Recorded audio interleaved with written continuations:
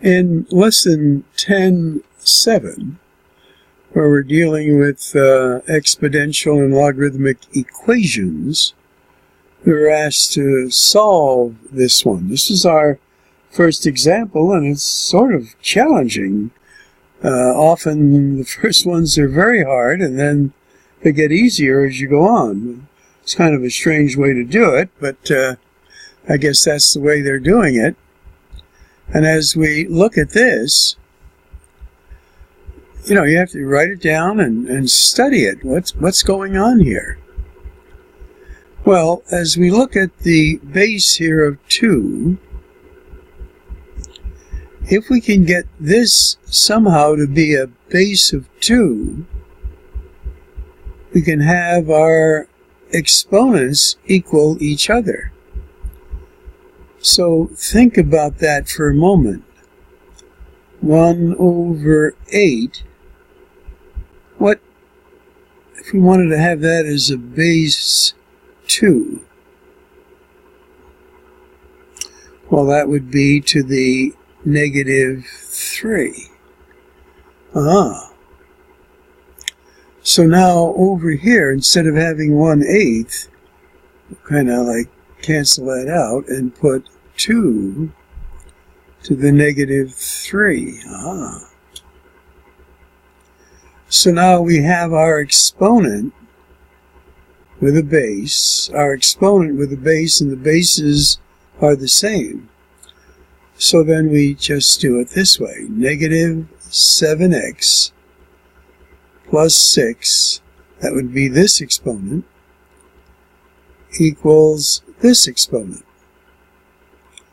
So we transpose the positive 6 to the other side, where it becomes a negative 6, and a negative 3 gives us a negative 9.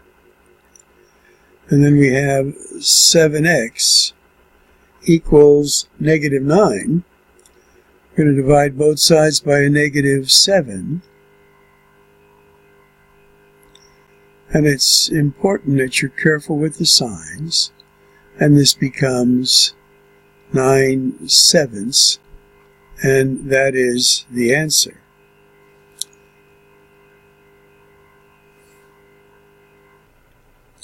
Now, here is another one that as you look at it, you might say, well, what are we going to do? Here you have the number 1 over 243. And if for some reason we could get our bases